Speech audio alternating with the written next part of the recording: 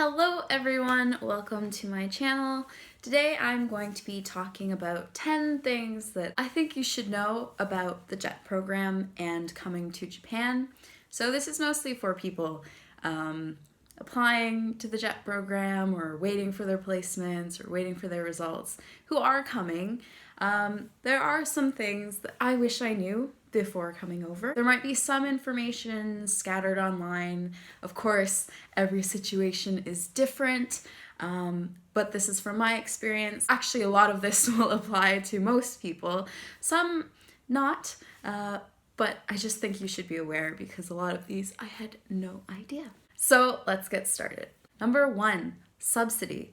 So maybe you have heard that if you're coming on the JET program, you're going to get an apartment or a house that is subsidized, maybe even free. I thought this, I was like, yeah, I'm gonna get subsidy. I don't have to pay full rent. I have to pay full rent.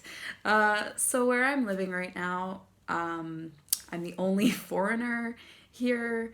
I pay the same rent as the people beside me and under me. That's just how it is. I personally pay 55,000 yen. So about $550 US. In Canadian, that's probably closer to $700 a month. I personally have a 3DK apartment, which is 3 rooms and a dining kitchen area. There's no living area. I personally really like the place, so it's fine. Other JETs in my city are getting subsidized housing, so they're paying like, $200, $300. It is what it is. Just be prepared financially and mentally that your neighbor might be paying half what you're paying, and you might have the same size apartment, and that honestly depends on your contract, your BOE, who's kind of governing you. So not always, but generally municipal JETs get more stuff and prefectural JETs get less in a sense. I'm not saying if you are a prefectural JET you won't get subsidy, because plenty of prefectural JETs do. It depends on your prefecture and how things are handled. Just be prepared that you might be paying full rent. And just quickly on the topic of rent, whatever place you may get, it might come completely unfurnished. Mine did. I had to borrow some chairs and tables and stuff and futons from people, and then I've bought a couple of things here and there. Number 2, bicycles. So again, maybe you have read somewhere online that you might get a bicycle for free. All the municipal JETs in my area got free bicycles. I did not. As a prefectural JET, I had to buy my own. That's okay, because one of the teachers actually went to a recycle center and got me a bike for like $30 US. So that's not too bad. They're not the best bikes, but I'm not willing to spend over $100 or $200 for a bike that I'm just using for daily, just whatever. So again, you might not get a bicycle. If you drive, you have a license, there's a whole different story. But for those of you who do not have a license or said, no, I will not be driving in Japan, the bike situation, you might have to buy your own bike. Number 3, banking. So a lot of people say that banking is annoying in Japan. I guess in the beginning it was for me, but I luckily had the option to choose my bank. Now, depending on if you're a municipal JET, prefectural, whatever, whoever is in charge of you might say, you must use this bank because that's how you will get paid. You cannot choose your bank. I believe the municipal JETs in my area had no choice, and they are banking with Yamaguchi Bank. My supervisor recommended that I use Japan Post. She said I could choose any bank technically, but Japan Post is available all over the country. There are ATMs everywhere, so it's just kind of the more convenient thing to use. So if you have the choice, I highly recommend Japan Post. They have their own kind of prepaid credit card. They have an app. They have an app for the kind of credit card. You can just load it and charge it if you want to buy anything with Japanese yen. Doesn't really help in day-to-day cash situations, since a lot of places will just say no. But I honestly highly, not sponsored, but highly recommend Japan Post Bank if you have the choice. Number 4, so phone plans. If you are an incoming jet, maybe you're seeing some ads about Sakura Mobile or Mobile. For jets, they have promotions and stuff, and we recommend this one, no contracts, whatever. So I personally went with Mobile because it was technically the cheaper option compared to Sakura.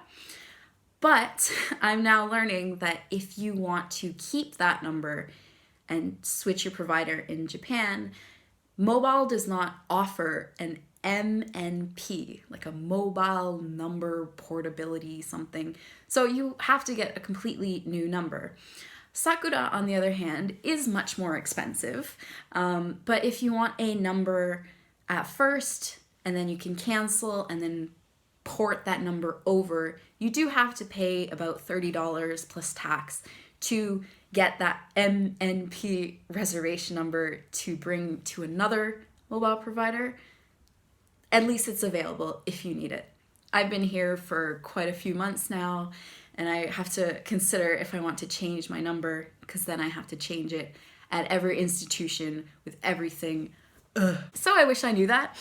Mobile is good if you plan on sticking to that price and you're happy with it. But there are mobile providers, MNVOs, other MNVOs, because technically Sakura and Mobile are MNVOs. Like Line Mobile, a lot of people love that. Eon Mobile, which I'm considering switching to. It's really cheap right now. But there are tons. So do your research. If you are happy with the price, then you'll stick to it. That's fine. Just letting you know. If you want to keep your number and you go with Mobile, you can't keep your number. You have to get a new one. So in that case, I would say go with Sakura for short term, cancel, and then port that over to a cheaper provider. Number 5, gas types. So this again has to do with housing, but I did not know. Silly me, but maybe nobody knows before coming over.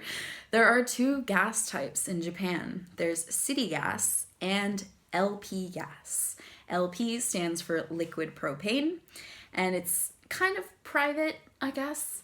And then city gas is city gas. The thing is, though, depending on your apartment, it will have one or the other. You cannot choose. So just to let you know, LP gas is much more expensive. If I knew that, maybe I would have considered looking into other apartments with city gas, but it is what it is for now. I like the place. I'm just gonna stick with it. So if you are apartment hunting and you see LP gas, just know that your gas bill might be a little or a lot higher. I don't know how much higher than city gas, but it is more expensive. Wish I knew that. Number 6. So days off depends on your contract. So maybe you have heard 20 days off, 10 days off. How many days do I get off? It's all in your contract. I personally get 15 days off. Other ALTs that I know get 20 days off. It all depends on your contract. So do your best once you find out to plan more or less when you want to use your days off, how you want to use them, and just do the best with what you have. At first, I was disappointed to learn that other people had 5 more days than me, but my contract also says that I personally can only work 20 calendar days in a month. And many months have 21 days, 22 days, 23 days. I get those extra 1, 2, 3 days off, which not all contracts have. So you might not get that, but you might. So yes, days off is not the same for everyone, are not the same for everyone. I teach English. Number 7. So this does not apply to everyone, and I can make a completely separate video, but things are very different for couples. If you are in a relationship right now and you want to come over with your significant other, unfortunately, kind of the easiest way to do it is to get married. I'm just gonna flat out say that. It just makes everything easier. There are some apartments or housing or teachers housing which say no, you cannot live with your partner unless you are married. And also, Again, it depends on where you are in your relationship. If you've already been together for however many years and you don't see yourself being with anyone else, you may as well just get married. It's honestly just a piece of paper. That's what we did, and I'm glad we did. It's made things a lot easier. And for those couples who are married and are highly recommended, your spouse should come, like 2 weeks after or whatever. They should not come during Tokyo orientation. Some people agree and others don't. I'm personally glad that I came with my husband because we've been each other's support systems. And also when it comes to going to the bank, going to City Hall, doing all this paperwork, it's just easier to get it all done in the same day, in the same session, instead of having to bug your supervisor, hey, could you come with me again, or grab some other Japanese person to come and help you, when you could have just done that like in one visit. And if you have any questions about couples coming and married couples and stuff like that, just let me know below if that's something you want a video about. Number 8. So this is something that I had no idea, and now I'm like, oh. So again, depending on your contract, you might only be allowed to stay in your area for 3 years. Maybe you've heard that the JET program is 3 years with a possibility of 5 years, which is what I understood. But in my prefecture, if you are a prefectural JET, you can only stay in Yamaguchi for 3 years. After that, you have to transfer on over. I'm not sure yet if it's to another prefecture and you would continue teaching high schools, or if you would have to transfer to the municipal system and teach elementary and junior high, which I don't know if I really want to do that. But yes, everyone here in my cute little city, they get to stay for 5 years if they want to, as a municipal JET.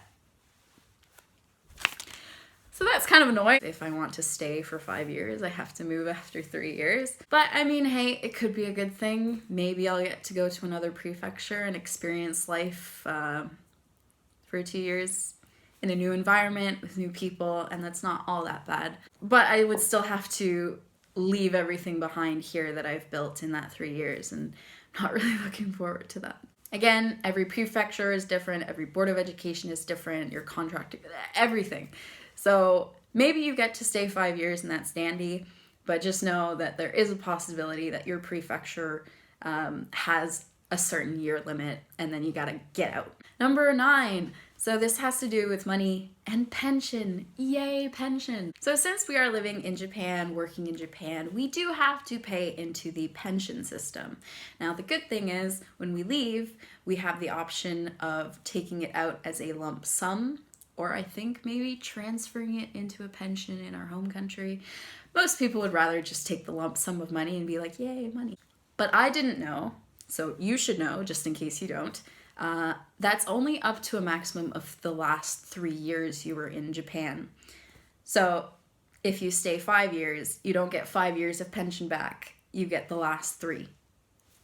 Just something to be aware of. It's not that big of a deal, but if you were counting on, yeah, I'm gonna get 5 years worth of money back if I stay for 5 years, so much money. No, you're only getting 3. And number 10, finally number 10, which is the biggest thing that I wish I knew before coming to Japan, not necessarily to do with JET, just living in Japan, condensation. Condensation, humidity, insulation, that whole thing, which I don't think I need to make a separate video about, but if you want me to, I will.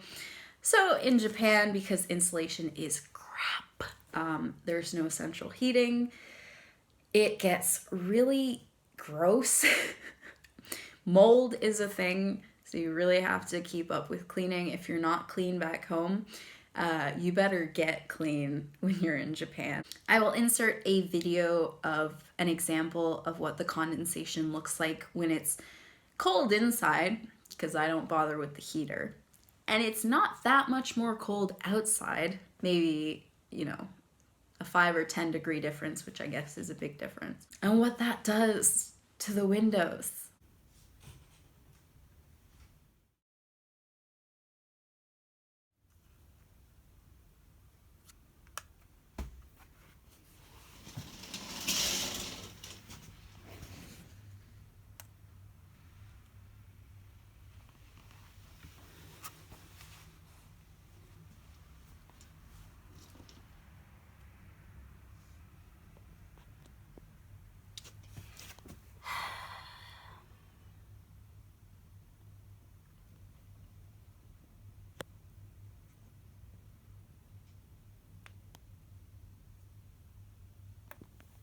You might be thinking, oh, what's the big deal? It's just water on the windows. Well, if you're trying to sleep and you just hear bloop, bloop, bloop,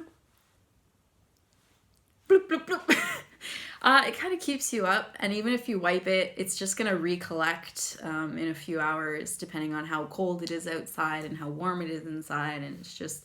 Apparently there are ways to deal with this in terms of insulating your home or putting bubble wrap or something on the windows. I've tried a few things.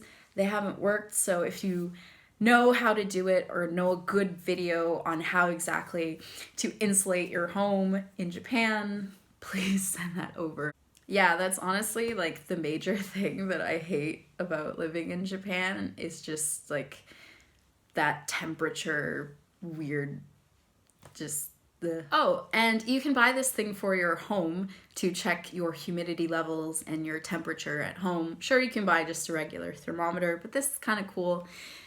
I'm not sure what they're called, but for example, right now, the humidity level in my apartment right now is at 51% humidity. The temperature is 17.7. Apparently a good healthy range is between 18 and 28 degrees Celsius, because I'm Canadian. 45 to 65% humidity. It's very often, oh, look at that, it just turned over. It's very often that this number reaches the 70s, the 80s. It might have been 90 something at one point, but I bought it a little late into the winter, so it's pretty much almost spring now. But yeah, good to know, and also kind of disturbing. Like honestly, it will get so humid that if you leave a pile of something on your tatami for too long, whether it's like a week or a few days, depending on the humidity, when you pick it up, that's gonna be a wet ass growth. I might make more videos in the near future about how I finally got here, because it took me 3 dang tries to actually get onto Jet. That's a whole story. Anyway, that's all. I'm gonna start rambling if I continue. Have a great day, have a great night, have a great life. See you.